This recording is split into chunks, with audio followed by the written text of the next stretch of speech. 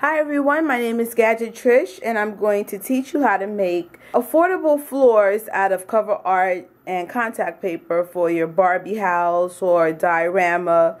So what you're going to need: contact paper, duct tape, scissors, and cover art.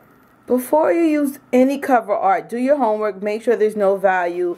I basically try to look for cover art that's really damaged, that is less likely to have any value on it. If you're not sure, you don't want to take the chance, you could also cut out cardboard to the same size of the cover art, or you might be able to just take cover art and just open it in half. But the biggest downfall is it makes the floor real thin and a lot flimsier. So if you could just try to use two cover arts. First thing you're going to do is, especially if you're doing it for a typical diorama or add an addition to your Barbie house, about two cover arts are going to do. Your next step is you're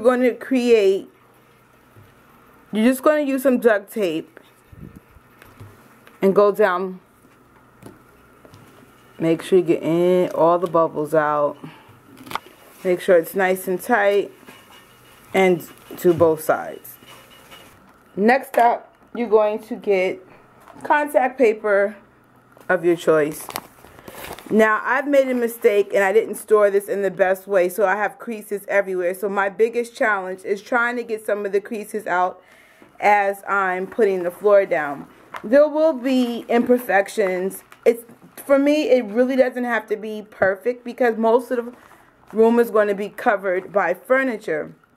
If you're in a situation where it has to be straight, maybe you're doing a photo shoot or something, then you're going to have to make sure when you get it from the hardware store or craft store that, you store it properly to avoid this. Now, when you're measuring, I wouldn't do it exactly. I would have about an inch or two extra on all sides so you could close it up real nice. You're going to just pinch the edges. I like to just take it all off at the same time and just eyeball where I want the floor to lay and close up the seams. But don't press down hard because you're still not sure what it's going to look like. Before you close it, get as many air bubbles as you can get out. Close it up. And you keep pressing the air bubbles out as much as you can. Like I said, it's not going to be perfect, but once you get furniture and stuff inside, the little imperfections are not going to show as greatly. Here's a panel that was created with 6 record covers. Now, the seams were created completely different. They're done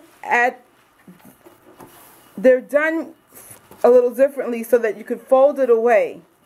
Because these dioramas are, for me, just utilized for special projects. This does not stay out.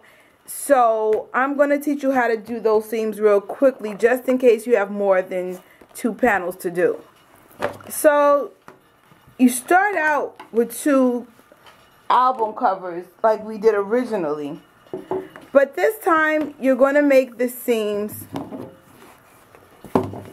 at a crease. You're going to put 2 records together. You're going to put the tape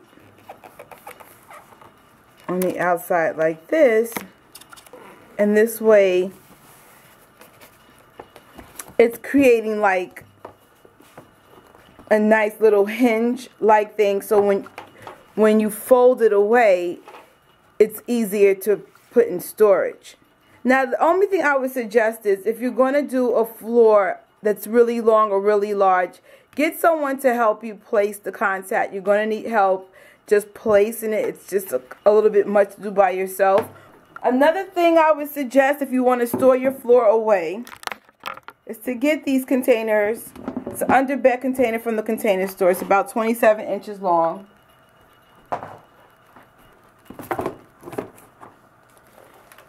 Put your floors inside.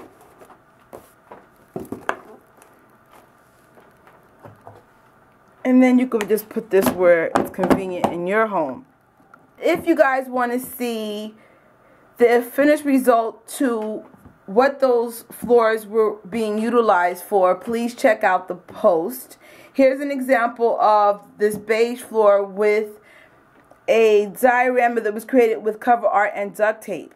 Wow! And until my next post, Gadget Trish is out. Bye! Won't you take me to Gadget Town? Won't you take me to Gadget Town? Won't you take me to